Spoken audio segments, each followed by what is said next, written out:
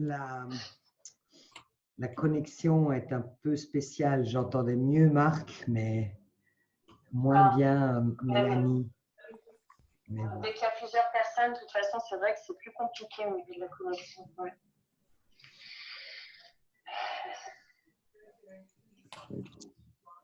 Maestro, it's 2:01. You should start. Swiss clocks. Swiss clocks. Hi, Melanie. I like your background. Well, I'm missing London. Hello, London. Hello, London. Yeah, it's going to be a while, I think, before I get back there. Wow, Gordon, how do you do that? It was on. I think Melanie was the one who gave us some tips on Canva, possibly. Wow. And you can go onto Canva and select all sorts of really nice backdrops. Wow, you said it's called Canva? Yeah, Canva. I can send you a message. Who's that? Who wants to know? I'll send you a message after. Great. Wow. Thanks, Gordon. Yeah, it's brilliant. So wherever you're missing, you can have it behind you. Yeah, that's very cool. I've got exactly our brand. There you go. There's a bit of branding, you see. Our brand in mind. But yeah, you get a whole load of my husband's got the BBC newsroom. Oh, wow. So yeah, it's quite fun. You can play around with lots of different things. Fantastic. So lots of groovy things you can do. What's the time? We'll start in we'll give everyone another minute and then we'll start. Hi, Caroline. Hey, Mel, how you doing? I'm fine, how are you? Yeah, good. Glad to have something to do actually today. This is my activity of the day. So. Oh, lucky you. I know. I think there's sort of two extremes here. Either people have people with nothing to do, or there's people like me who are like, I haven't yet got around to like reading the books that I thought lockdown would bring all the time to read all these books, and yeah, so far I haven't really stopped. So we shall see how it plays out.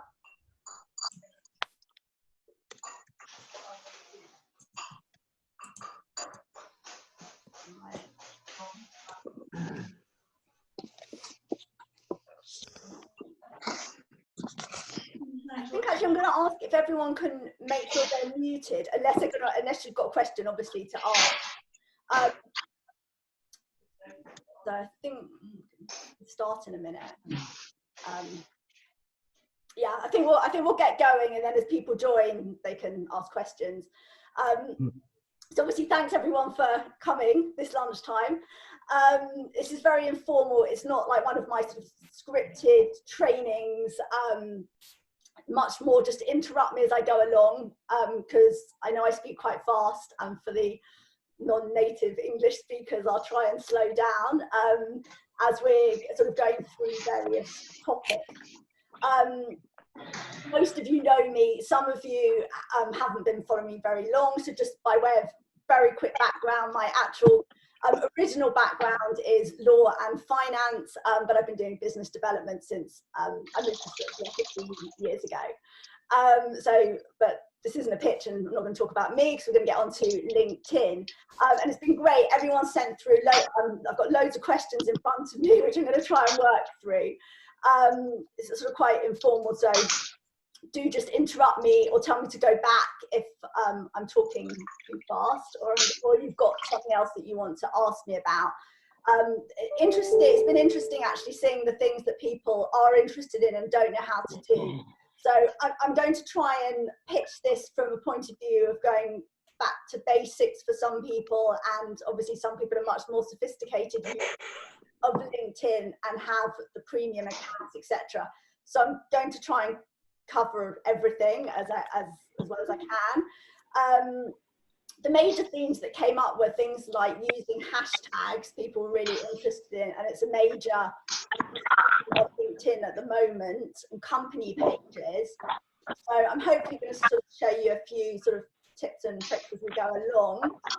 But yeah, if you suddenly think of a question, just interrupt me. It's not a webinar. It's literally, back and forwards, just interrupt me. It's fine.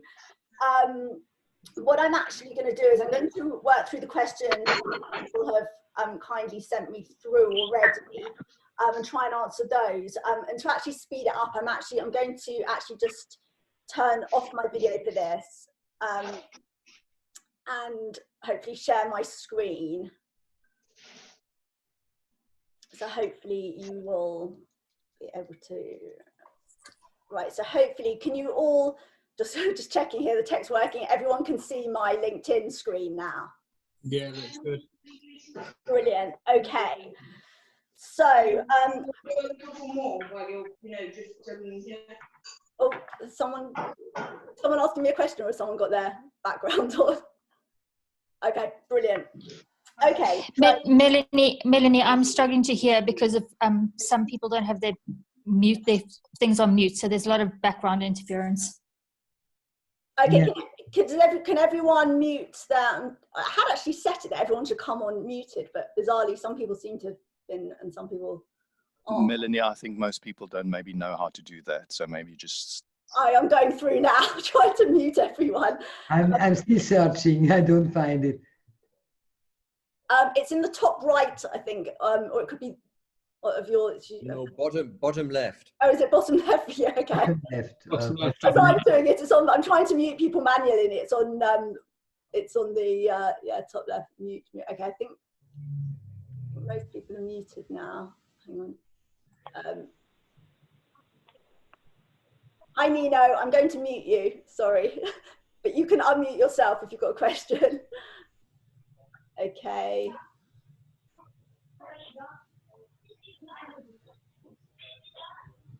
Is that better? Can everyone hear me now? Yeah. Yeah. Okay, great. Okay, so one of the questions that people asked, and it was about your LinkedIn URL, because it's something that I think they'd seen on some of my posts I've talked about. And for those of you who sort of don't really know what I'm talking about, it's when you go to view your profile, which is how other people, what other people will see as well. It's this along the top. Yeah. It's called your URL. And that is when search engines are ranking you and people are searching for you or for someone of your services. That's what you want. You obviously want to be as high as possible in those lists. And one way of doing it is to edit this across the top, this URL. And the way that you can actually do that on LinkedIn is to do as I did. So you go and view profile and you get to this page here. And then just here, it says edit profile and URL. Mm-hmm. And here you can write in, well, you can edit it to say basically whatever you like, but most people, the best way to do it is to use your name and your role, because then if people are searching for someone with your skills or for your services, you are going to be ranked higher than your competitors. Mm-hmm. And I'm probably going to say that quite a lot during the next few minutes, because that's really, it's a bit of a competition out there. There's a bit of a race to the top, and everyone obviously wants to be found first.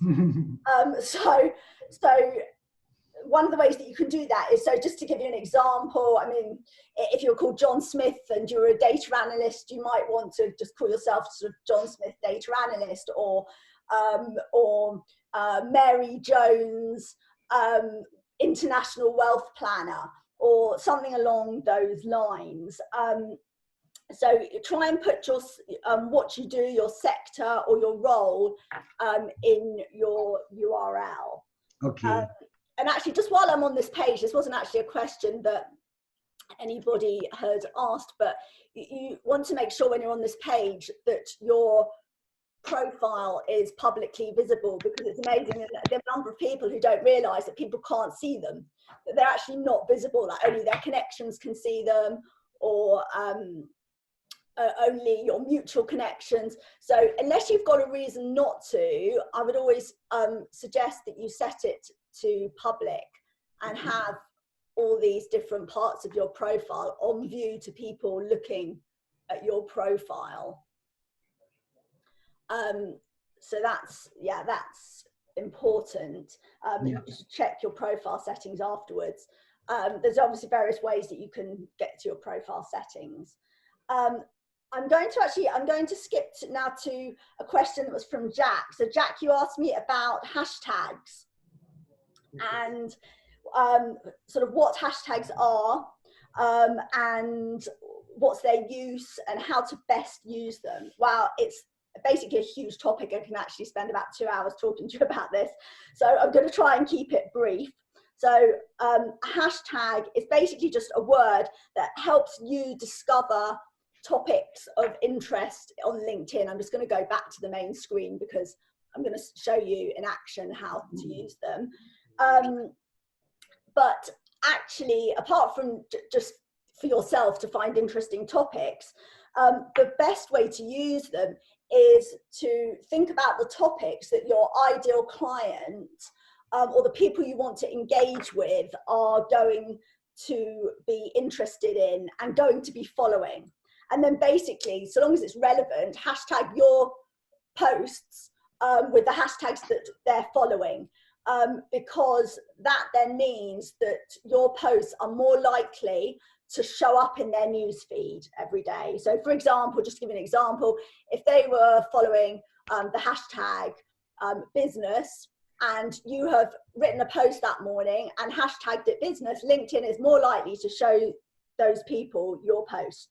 And so that's the way that you get your posts out to a wider audience. And it also helps people, discover you who otherwise you wouldn't be connected with. And that's how people then send you a connection request and an invitation. How many? Is it better, Melanie, to use rather generic terms or very specific terms for the hashtag? Right, so that's a really good question. So it's better to use hashtags that have got a lot of followers already, because there's like, you see people and they'll sort of basically have made up a hashtag like Frightful Friday or Thursday Thoughts, but unless lots of people are following it, it actually doesn't really do anything because no one's going to find it, and if no one's following it, LinkedIn aren't going to show it to people. So it's sort of okay for a bit of fun, but it's not actually going to gain you any traction. So so basically you want to use hashtags that are followed by a lot of people. So the ways to do this, so for example, you would type into the search bar, say if we type in business, press enter, you can see there that business is followed by almost 3.5 million followers. So it's a great one to use. I mean, there's hundreds, but ones like investment, entrepreneurship. But what you can do is from there, when you've typed it in, you can then press on the content. And you can see all recent posts where people have used that hashtag and who's following them. So you know, if it was a hashtag that's really key to your, I don't know, you might have put in fintech or something like that, or even a more niche one, because sometimes it is useful to put in.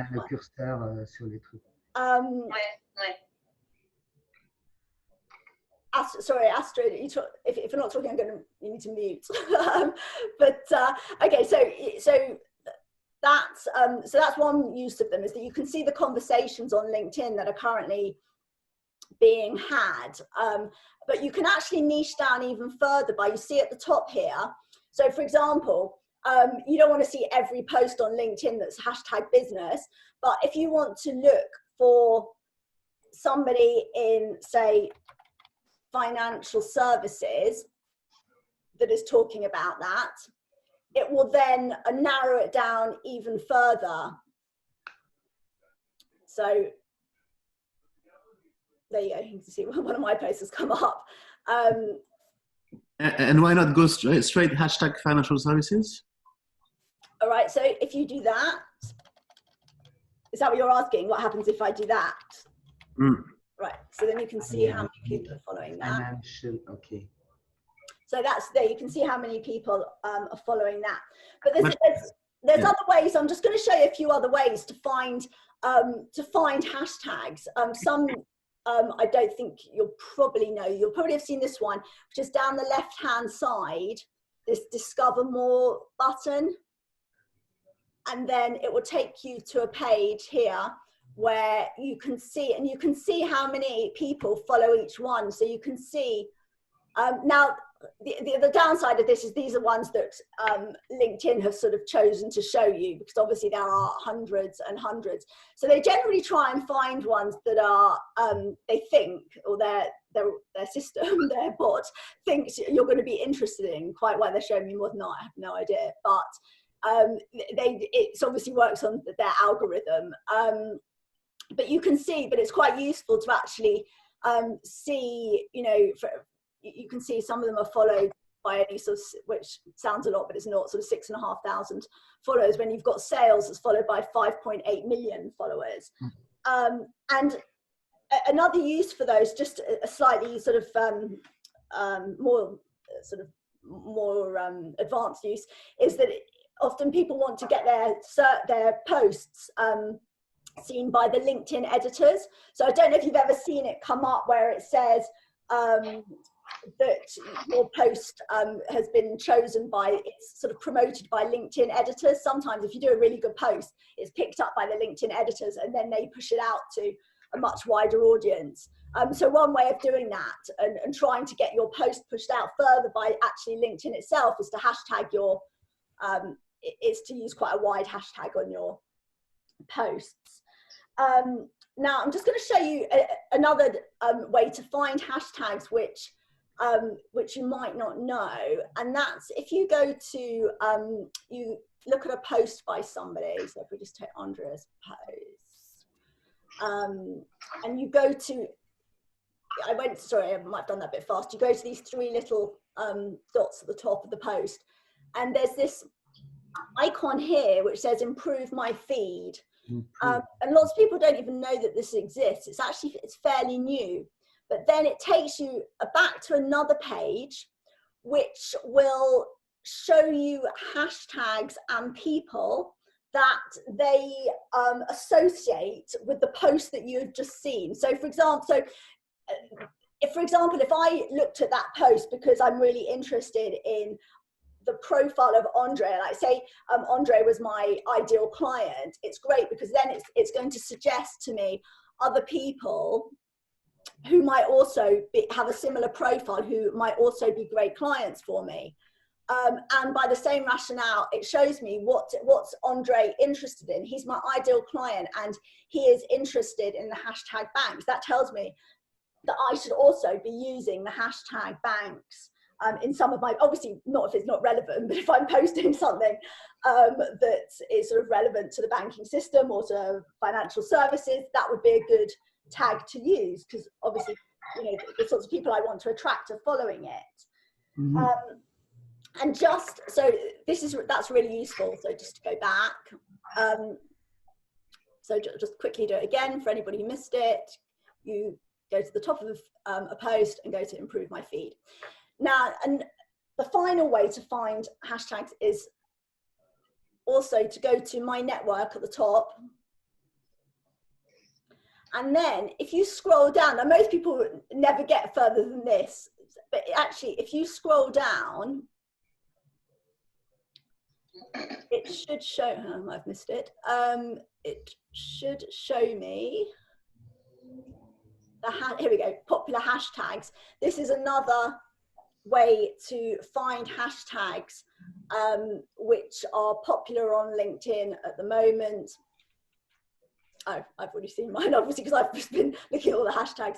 But these are the ones that they are suggesting that I haven't seen and that I might be interested in following them. Now, hashtags on company pages. I don't know who here has been using or has set up their company page to use hashtags. But they are, I'm going to show you how they're used actually. So if we go down to, I'll use my company page. Right, now this was rolled out just a few months ago actually. And here you can see when you set up your company page, you can choose only three. You can choose 3 hashtags to associate with your company and your company page. Now, the reason that that's useful, because obviously there's probably umpteen million people who are doing social media marketing with these hashtags, but the reason it's useful is that you can use these to comment as a company, because you've probably realized that you can only engage on LinkedIn usually as a person, which makes sense because it's obviously supposed to be a networking platform. So no one really wants to talk to this icon here. They want to talk to a face and talk to a person. So generally you can only engage with people using your personal profile. But, and here's the big but, and this is a new introduction and it's actually really useful, is that if you've got these hashtags on your page, what you can do is you can go, so before when you were asking about smaller sort of niche hashtags, that's often really, really useful for this. If you want to put a more niche one in here, because then you can comment as your company to that smaller sector. Or for example, if you were somebody who was reaching out in a particular geographical area, so if you wanted to target, you wanted to just get in contact with CEOs who were based in Lisbon, you could put hashtag Lisbon. And then you would see the people who were sort of posting and in conversations and start engaging with them through this. So the way that it works is, so if I click on that, and now if I try and comment on a post, you see here, I can now comment as my company rather than myself. So I don't know if anyone's ever tried that. But it's quite a good way of getting your company out there and people recognize, you know, it's a lot about branding and visibility and permanently being top of mind when you're trying to sort of promote yourself, obviously, and your company. And I was asked by Florence, not sure Florence if you've joined us yet, but I was asked yesterday about increasing the visibility of your company, and this is one really good way of doing it, is to regularly comment as your company on posts. And you can only do that. There is a slightly more complicated way of doing it, but for the purposes of this, and for most people, this is the way that you would do it, is by commenting using the 3 hashtags that are associated with your company page. Okay, thanks. Sorry, go and feel free to ask a question.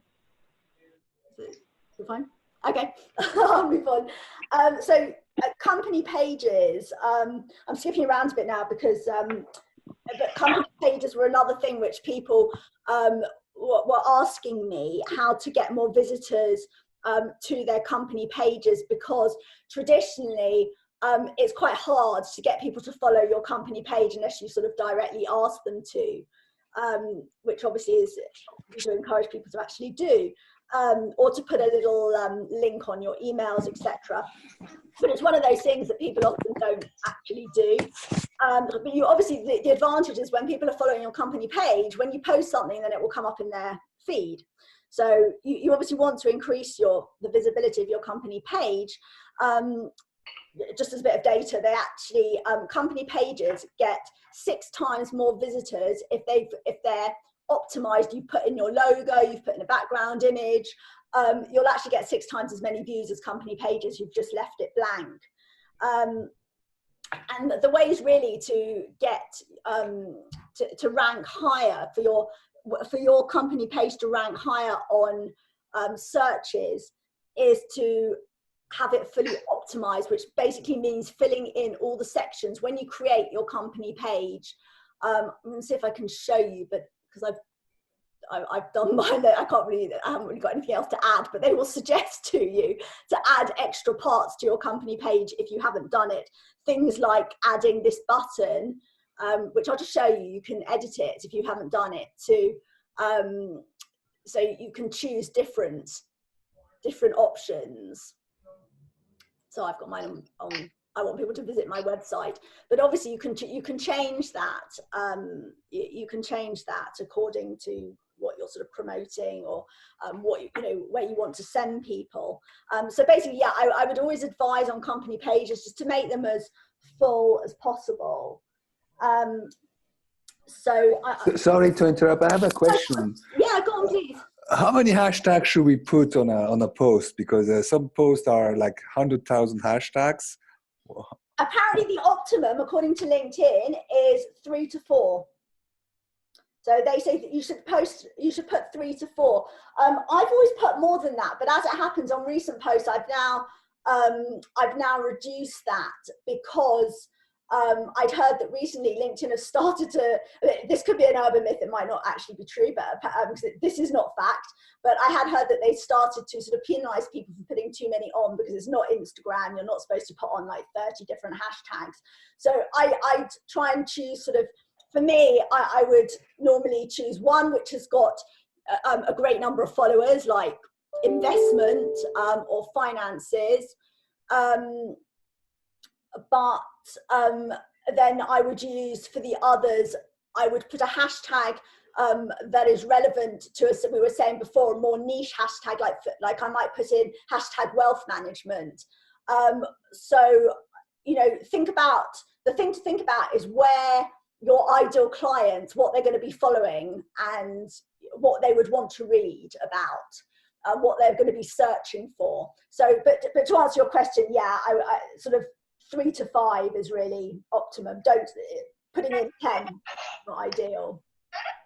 Thanks.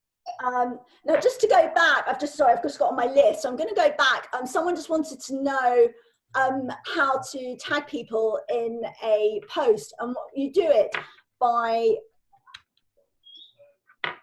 pressing the @ sign, and then Caroline, I'm actually just using you as an example. And that's how you do it. And then you just press enter. So you get a list of possible options coming up. So just to do it again, you just press the @ sign, and then it brings up options of first your first.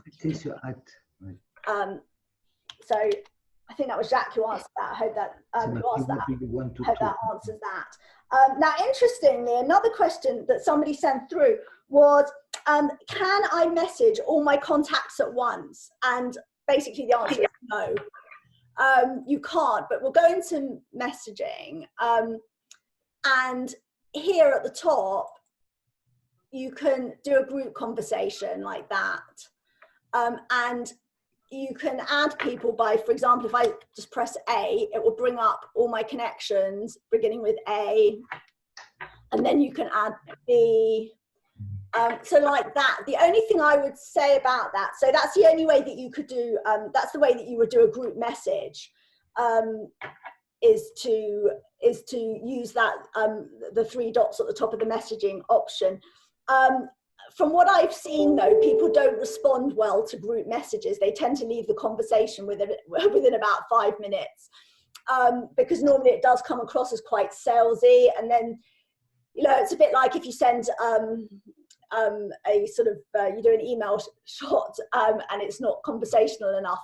You know, people just don't open it. So it sort of gets wasted. So I would really suggest doing a smaller number of messages, but actually doing them individually.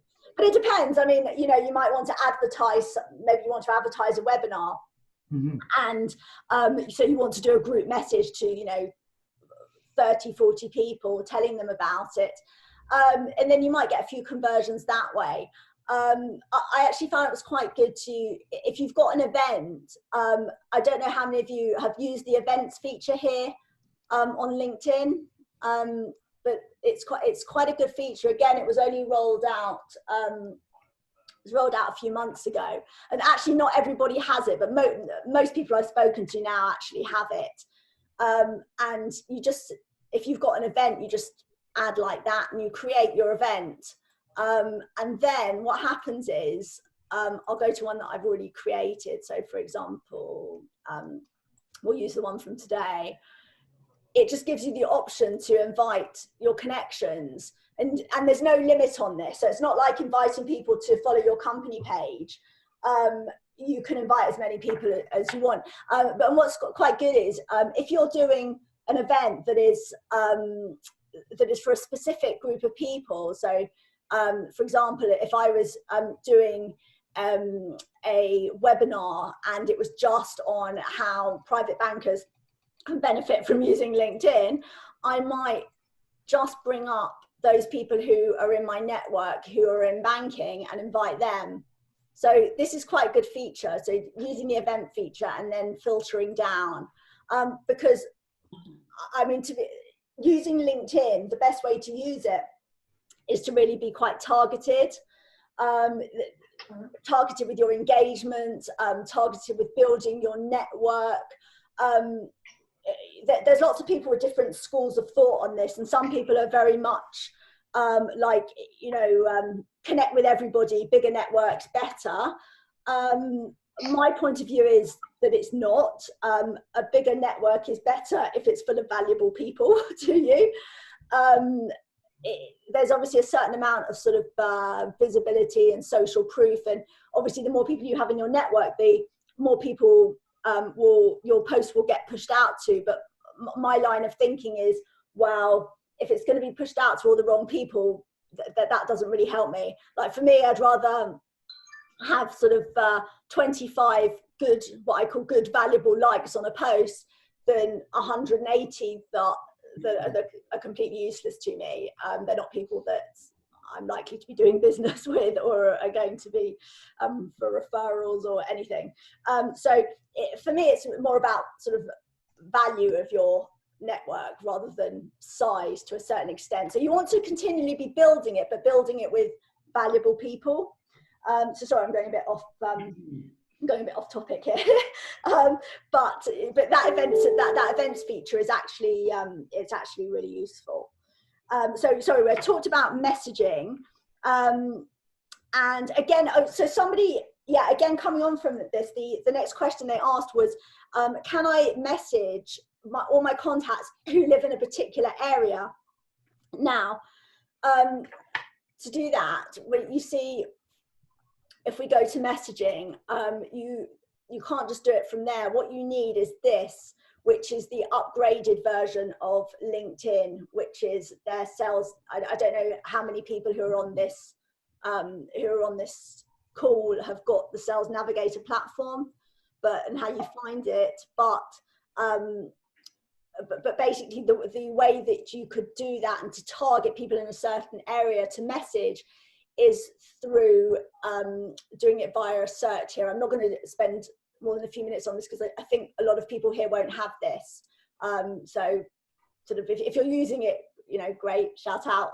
But the way that you would do it is just, you would find your network. This is your first degree connections, which are people in your network. And then you would go to geography. Say if I wanted to message all the people, let's just say in London that I'm connected to, this would then give me a list, and then you can just message them that way. So that's the way that you would message people in a certain area, but you need the this upgraded Sales Navigator platform, which is really the business platform, which I'm happy to talk to anybody who wants to know more about it after the call if you haven't got it, and why, if you're using LinkedIn on a daily basis to reach out to people and you're really using it as a business tool to generate revenue, generate new clients, and I mean, I've got no affiliation with LinkedIn per se, but you really need this Sales Navigator platform. It's really invaluable. So, okay, has anyone got any questions so far? Or I'm sort of working through the questions that people have asked me, but if anyone's got anything in between, just interrupt. What's roughly the cost of this Sales Navigator, please? Where are you based? Because it's in English pounds. I think it's £55 a month at the moment. Someone might correct me if I'm wrong, but I think it's £55 a month. Okay. Oh no, actually, sorry. I think it's actually £65 a month. I think they put it up recently. It depends if you pay annually, if you'll pay monthly. But I think if you pay monthly, it's £65 a month, and 55 if you pay annually.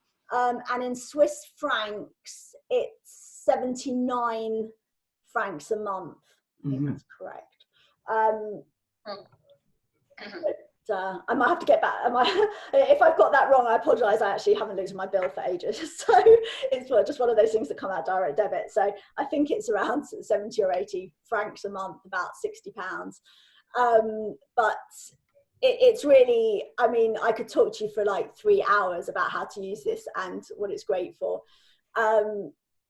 So yeah, anyone who wants an in-depth training session on that, obviously feel free to drop me a line.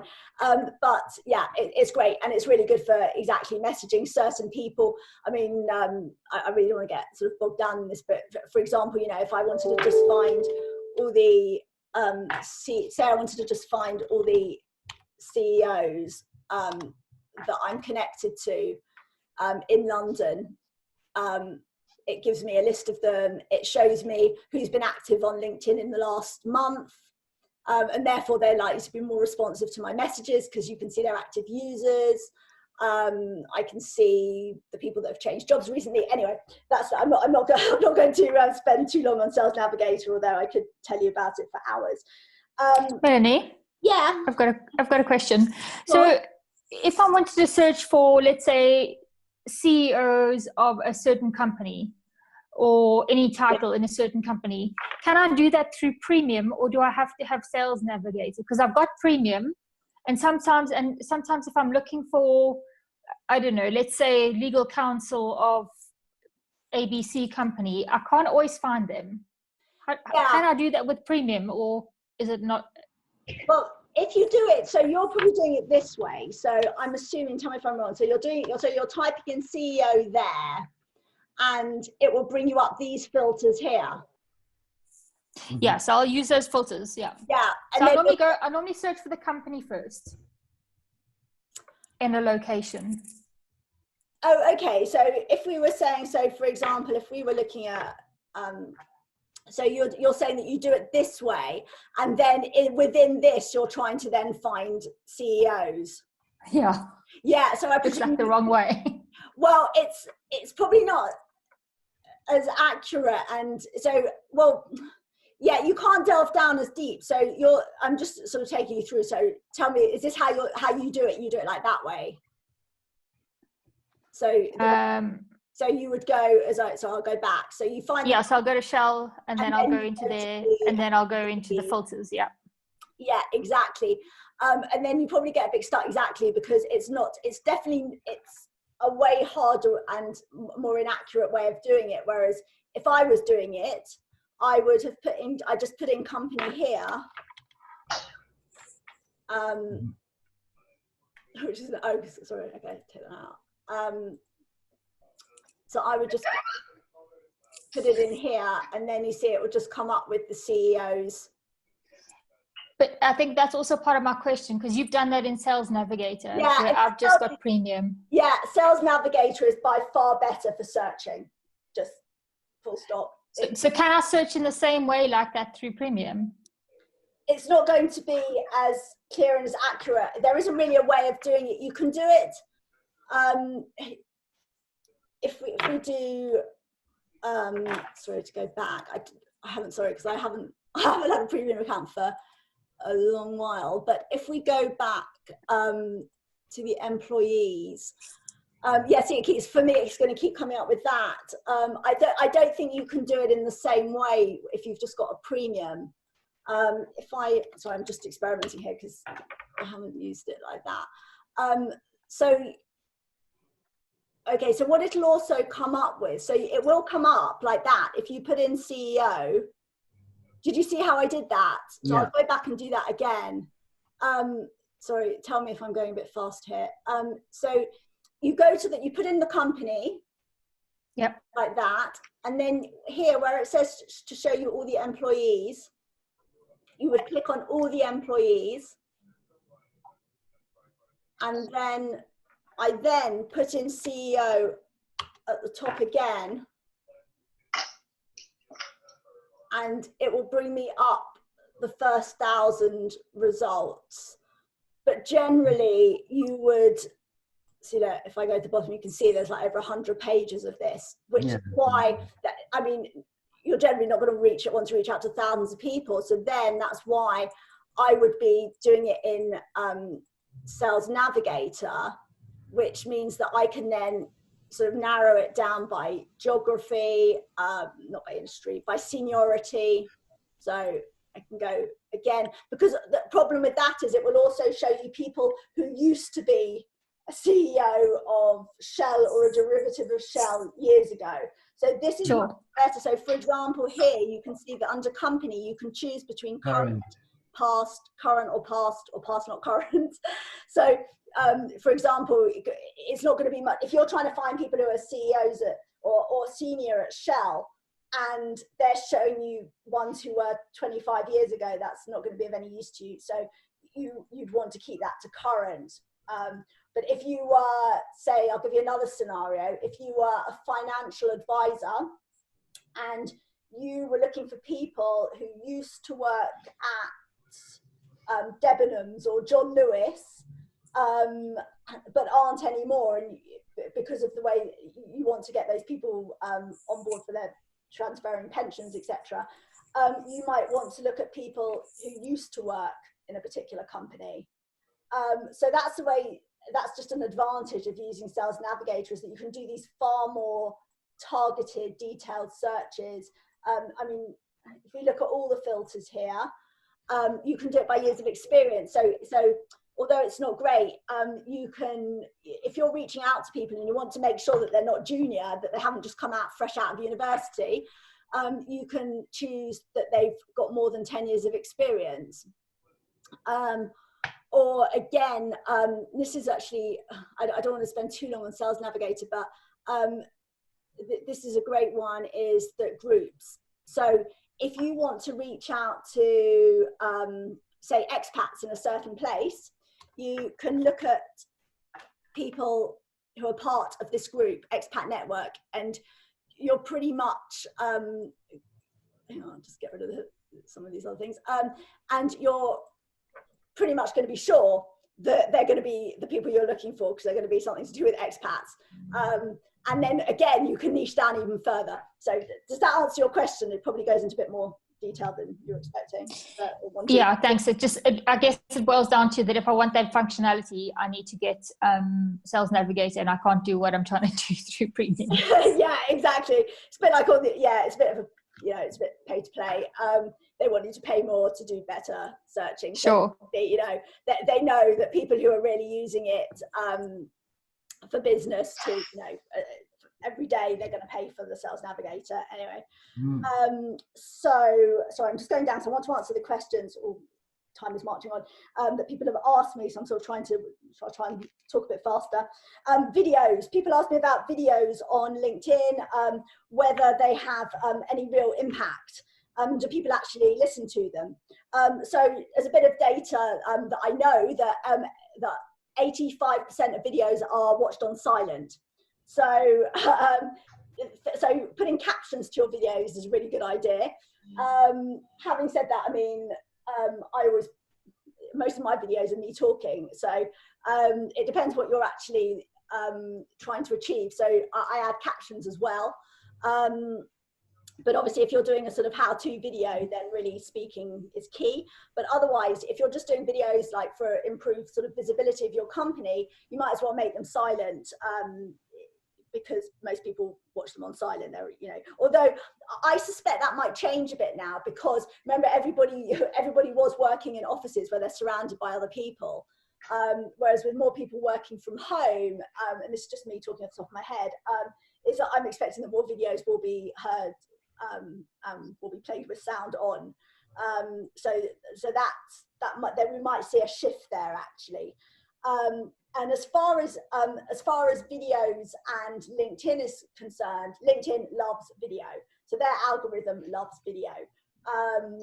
So I think the stat is something like they are, I think they are 5 times more successful than text posts on LinkedIn. One little tip is, a lot of people, when they post videos, what they do is they do them on a platform like YouTube, and then they upload the link to LinkedIn. So they share that link to LinkedIn. LinkedIn don't like that because it takes people away from their platform. So ideally, upload your video. So I'll just go back to basics for people who haven't used this. When it says start a post, this here is how you add a video. And it will just take you to and then add it from your videos on your system. don't add it using a link from another website, because it will basically penalize you and your post won't go out any further. Well, they won't, sorry, not won't go out any further. They won't go out as far as if you just posted it native, what they call natively. And also, if you do, I don't know how many of you use the LinkedIn app on your phone, which is, I would really recommend downloading the app if you don't use it, because there's certain functionality of the app which you can't get on desktop. One is you can make sort of quick videos, and you know, they allow you to edit them slightly, or using the app, which is it's quite good if you're sort of in a hurry and you just want to put something out there quickly. But I'm just going to go back and tell you one really good reason to have the app downloaded if you've got an iPhone, which most people seem to nowadays, is if I go back to my profile, and I do want to just quickly talk about this actually, because it was one of the questions, is this here the heading? So this is your, oh, sorry, this is your heading on LinkedIn. And this is one of the key reasons and key ways to get promoted higher by LinkedIn, is to have an amazing search engine optimized heading here. And the reason I mentioned the iPhone app is that when you're putting this on, you'll see that I've got basically a whole paragraph here. When you try and do it on your desktop, you'll find that you can only type about a line, and then it will say that you've used up all your characters. If you edit your heading from your mobile, you get like 220 characters, which is quite a lot, as you can see. I think I've actually maxed mine out, but you can, but it would have stopped around here had I've not used the iPhone app. So if you don't have it, even for no other reason than editing your headline, you should definitely put your you should use it for that.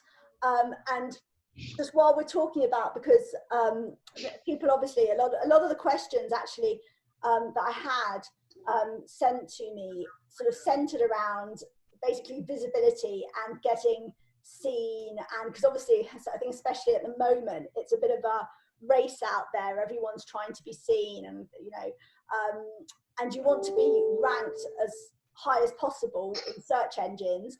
So I know that a lot of people maybe who are on this call aren't in the sort of sectors that people are literally going to do a Google search for.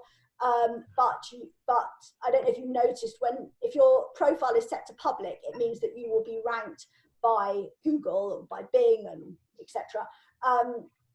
And your LinkedIn profile will come up sort of as one of the first things that people see, and then followed by like your Facebook profile if you've got one. But here is where you should put in keywords that people are going to look for if they were searching. So if they were doing a search here in the search bar and you want to be found, you need to make sure you've got those sort of words in here. So for example, I'm sort of, if somebody was searching for social media marketing, I've put it in here, which means that I would come up higher in searches than somebody who does marketing but had put it much further down their profile. So basically put the most important services that you offer in this part here. Right, so, I'm just going to tell you a bit of another sort of little trick is this, your profile photo, when you add it, so I'm just press that by mistake. I'm just going to go back and show you when you add your profile photo, and it will, here, if you go to change photo, it will allow you to obviously upload any photo you want. I don't want to actually change mine. Here we go.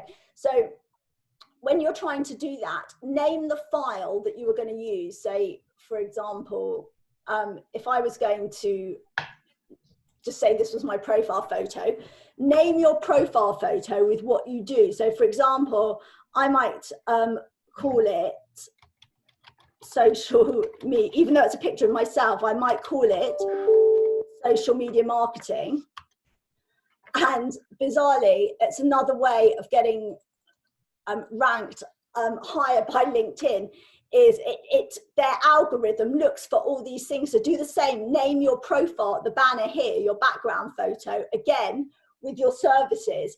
And basically, the more things you have in your profile, like that, so you've got that with what you do, you've got this with what you do, you've got your URL with what you do, your about section, all these things are going to push you way up the rankings compared with your competitors.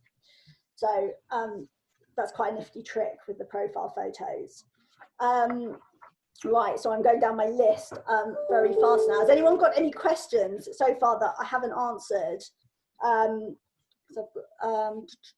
Well, just on hashtags. Yes. Just go on your hashtags. When you're creating a post or when you're sharing a post, often when I put a hashtag in and then when I see it on my, if I go to my profile afterwards and shows what my activity has been, often I just get a line of hashtags showing up on that particular post. Where do you put them?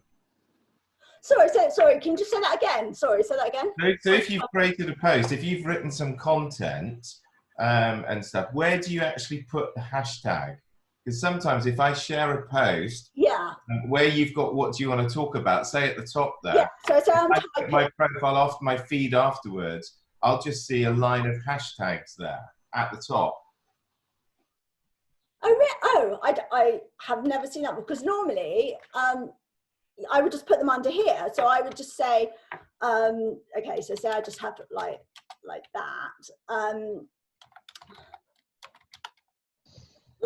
Okay, so just say I chose that, and then I press post. Normally it should be the first part. When I look at my activity, it's normally I can see the text here. Is that what you're saying you can't see? Yeah, sometimes, yeah. You just see these? Yeah. I haven't seen that before. Maybe I don't mind doing a screen share or something with you afterwards, and I can. Yeah, no worries. Because actually, yeah, it shouldn't do. It should show up. Because if I go, let me just have a quick look at my recent activity to just see that. So,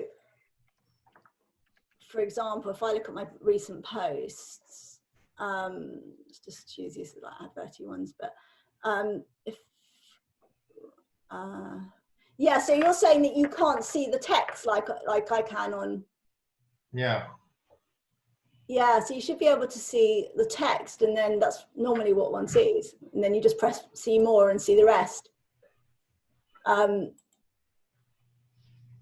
Also, just as a tip, when you're when people are writing posts, it's quite a good idea to leave a space between the first and the second line. So if you've got a really good first line, I always leave a space, and then it just says see more, so it sort of tempts people into actually seeing what else you've written about.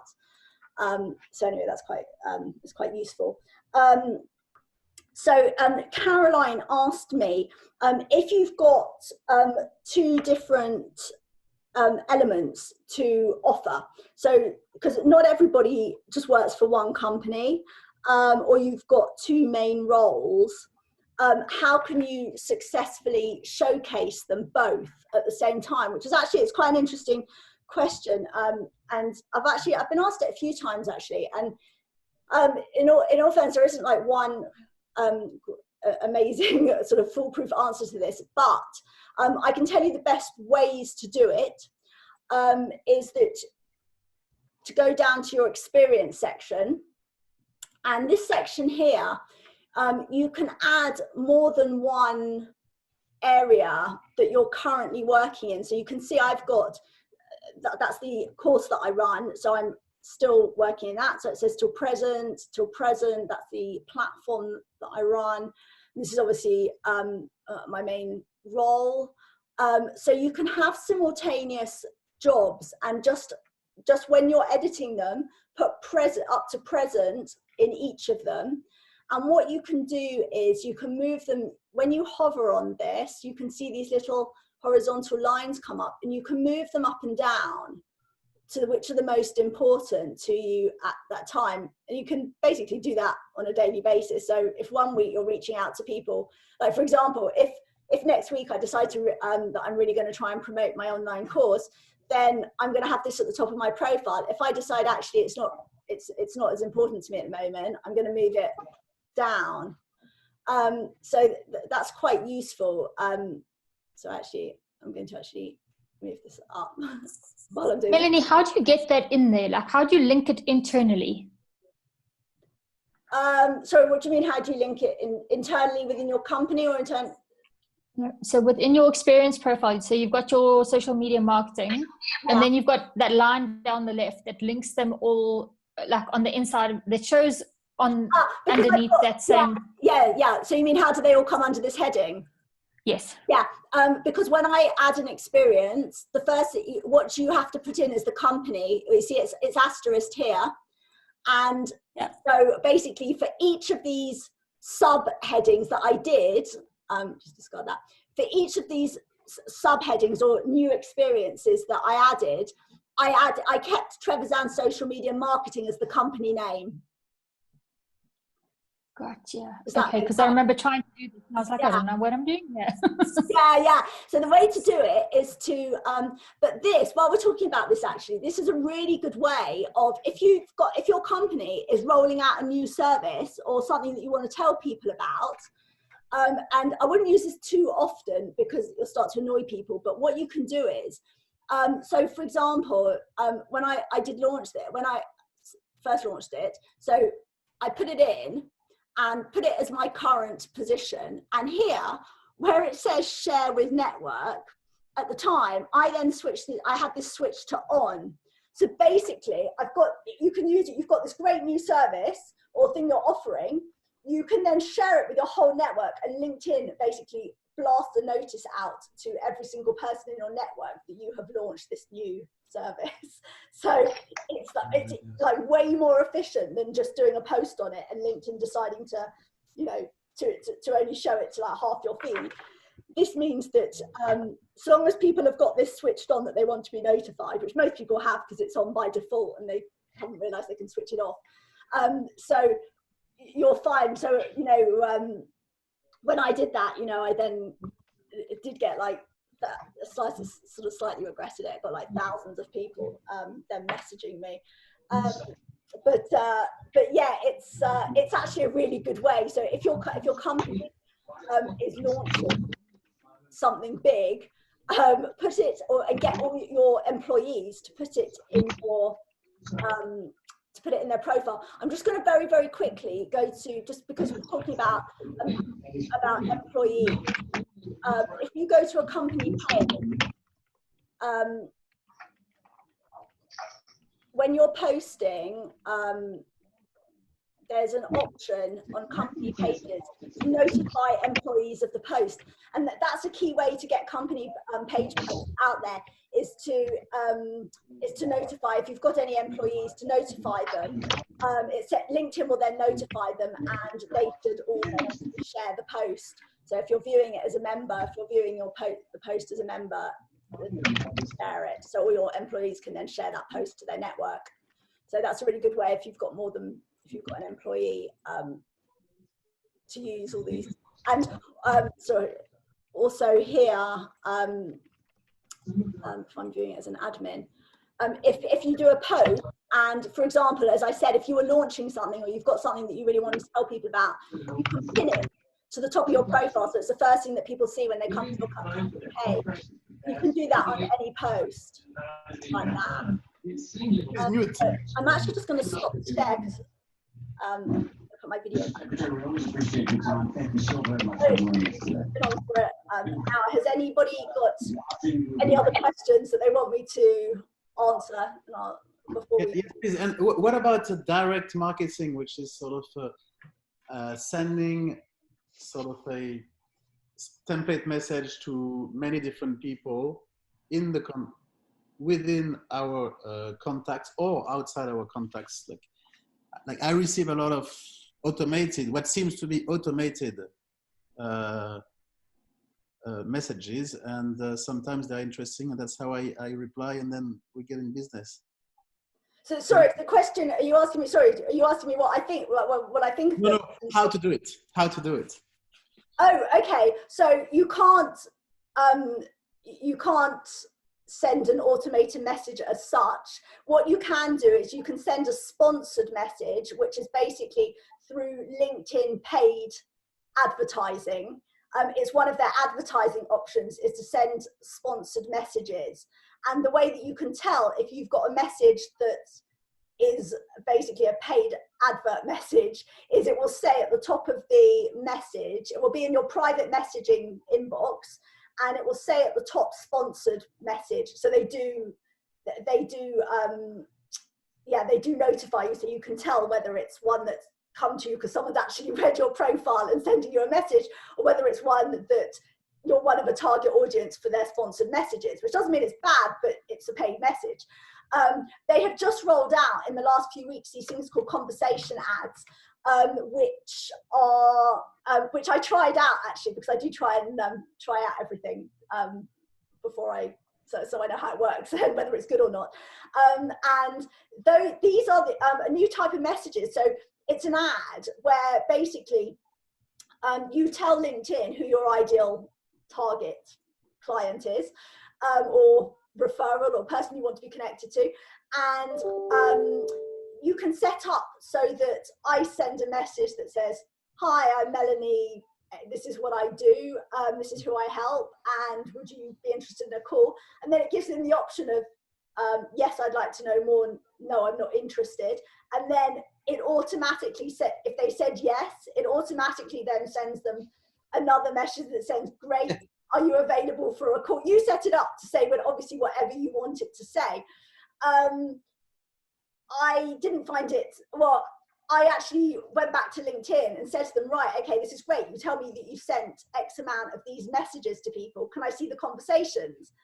And they said, no, we won't show you the conversations. You can't see the conversations. So it's like, okay, so all I know is that that I didn't actually see any conversions, but they're telling me there were like 30 or 40 of these messages, conversations that happened.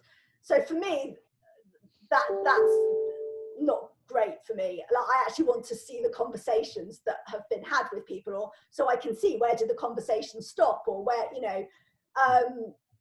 Why they don't pay it to you? Are you pay for it, or you can't? Yeah, you have to pay. That's paid advertising. It's part of their paid advertising.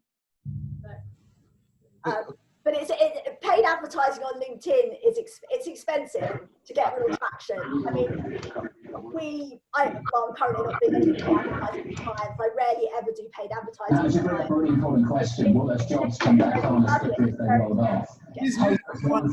Walk me through the process. How you have to put the mic muted. in an environment like this one? Someone is definitely not muted. So I think, John, there's 4 stages. The third stage is just trying to understand the severity and the duration of the shock. We know the severity is going to be huge. Economic sudden stops are very damaging. And the duration is something that has to do with health policy. And likely, the administration has put health policy first, and it should, because that is the necessary condition to get back to normality. Can you move, everybody? How quickly can Congress get to small? Ah, there you go. Okay, sorry, Nicholas, turned you off. Right. Okay. Sorry about that.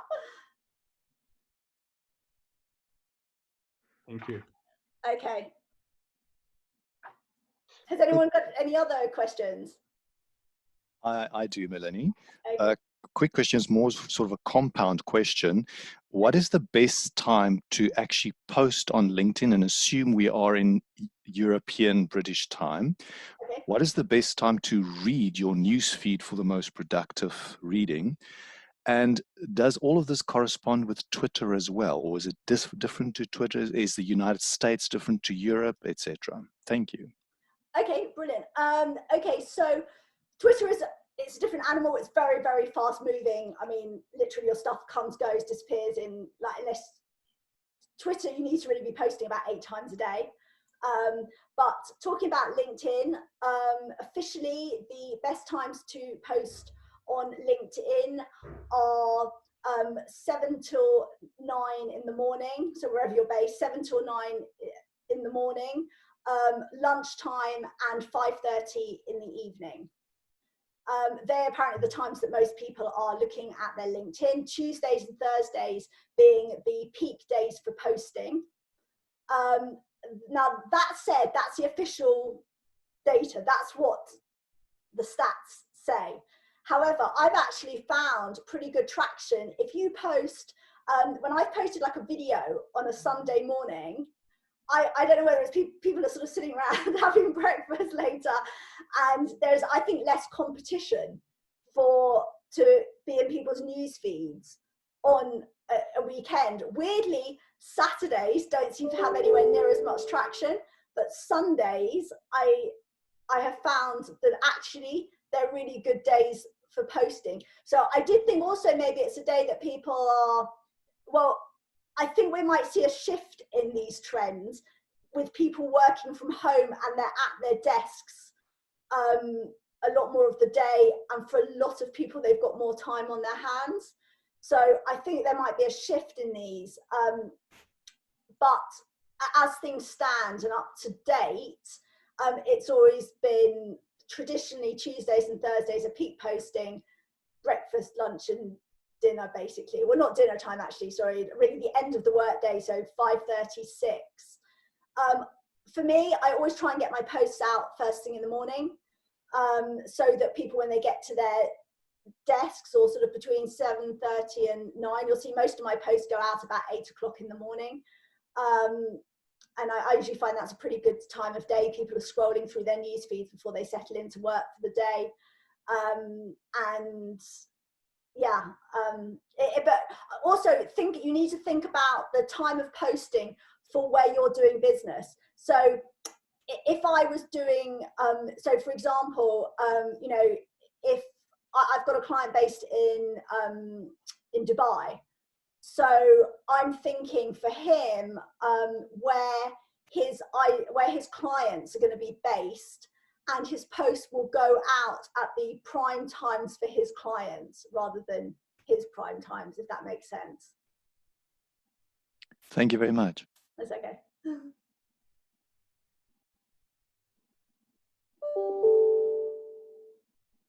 Any other questions?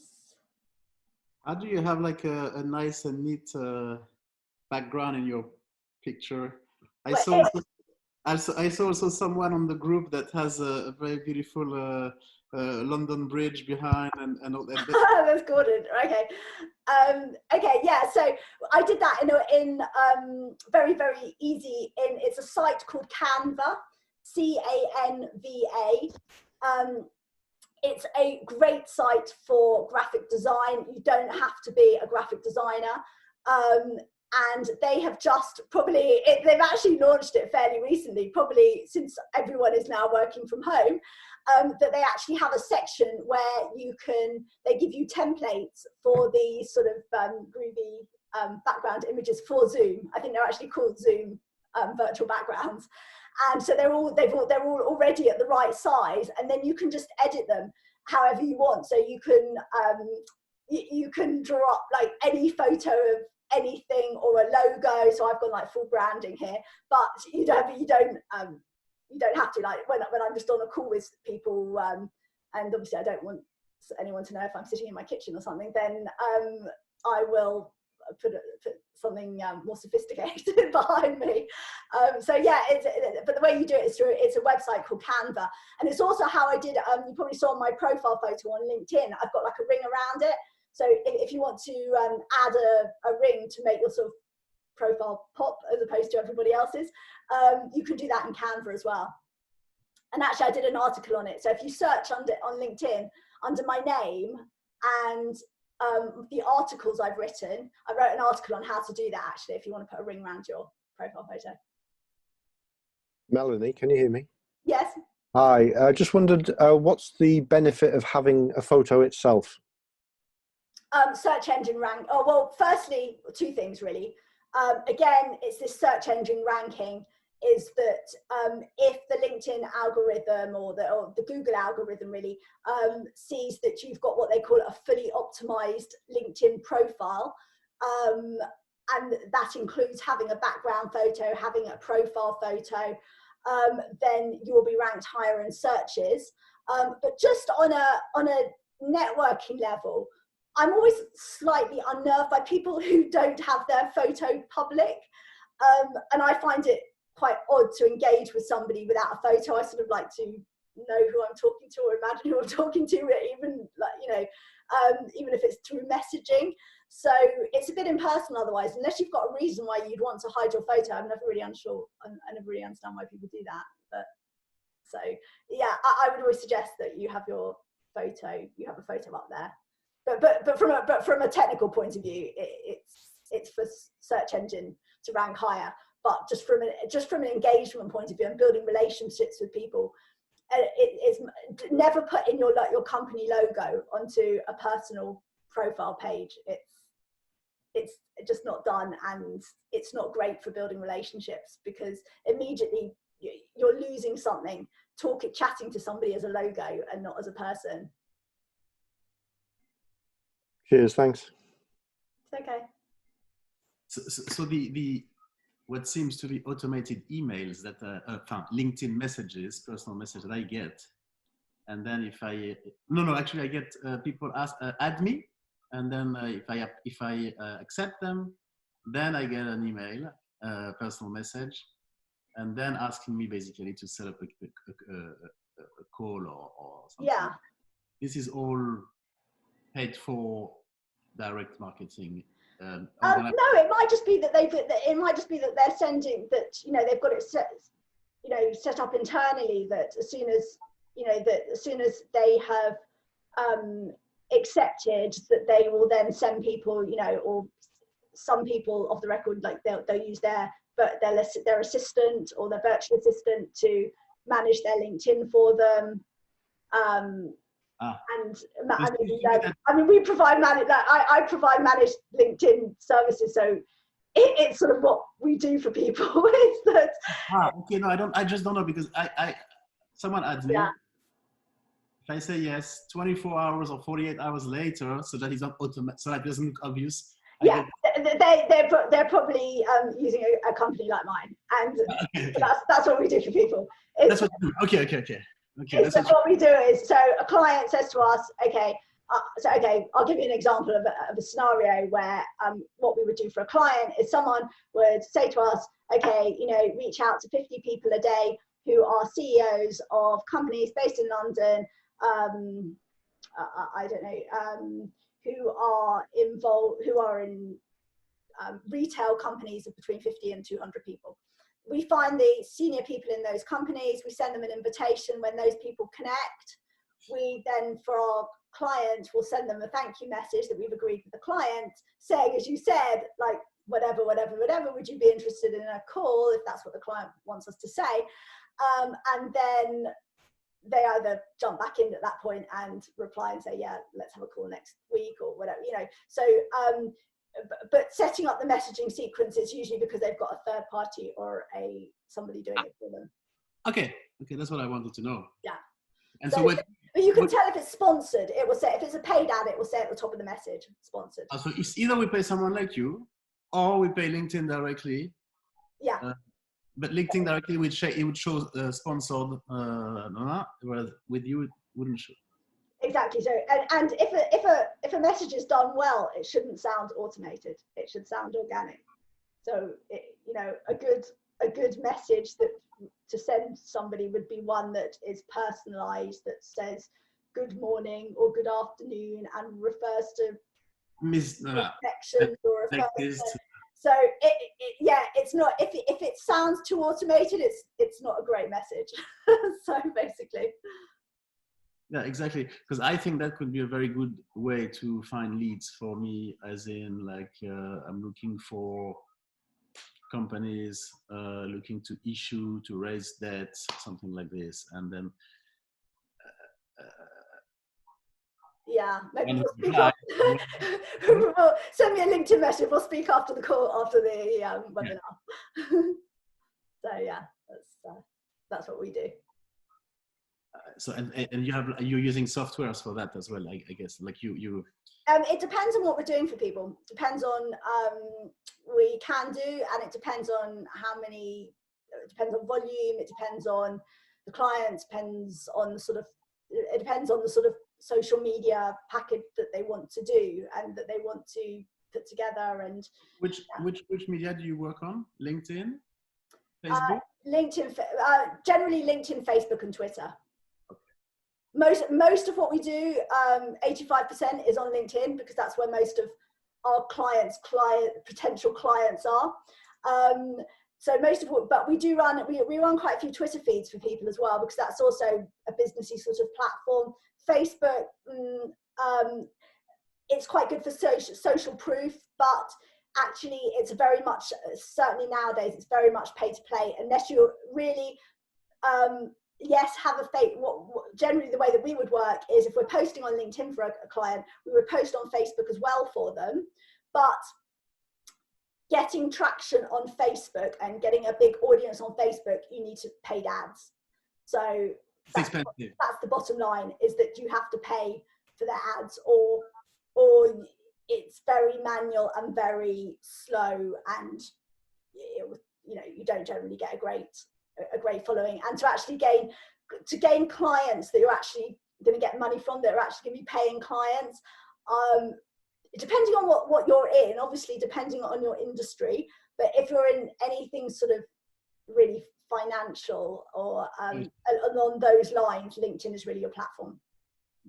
Twitter, we can build you a following, etc., and you'll get a good following, but you'll find that 99% of the people that follow you are completely and utterly irrelevant and are never going to be clients.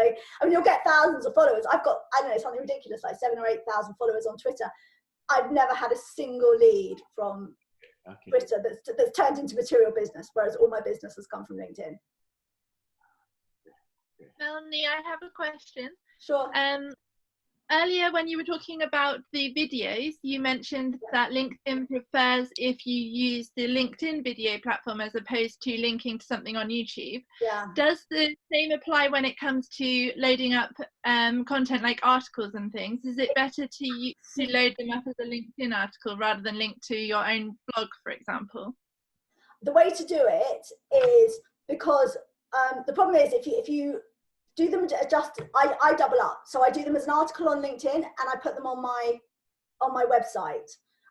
If the way to do it, because obviously you probably want to drive traffic to your website, because you want people to look at everything else that's on your website as well. So yeah, the way to do it is to really I would do it on your website, share the link to LinkedIn when you're drafting the post to LinkedIn, but before you press post, remove the link. So delete the actual link. You know where it says like the actual link, the text, HTTP, whatever. Delete that and then post it. And it tricks the LinkedIn algorithm into thinking you haven't posted a link. Okay, thank you. That's really helpful. Yeah, so do that. That's definitely what we should do. Okay, I'm going to end the meeting now. But if anyone's got any other questions, just drop them to me on email. I'm always happy to answer them, or through LinkedIn. It's fine. So I hope that everyone's found it really helpful. And I will, to be honest, I only got through about half my questions, I think. So I'll try and schedule another one maybe for in a few weeks' time. Yeah, I might send out something for feedback, but if anyone's got any other questions, do get in touch with me. And yeah, there's lots of know-how as well on my website, etc. So feel free to have a look. Thank you. Okay. Have a good afternoon. Bye. Bye. Thanks very much, Melanie. That's really helpful. Oh, good. Thank you. Bye. Okay, bye.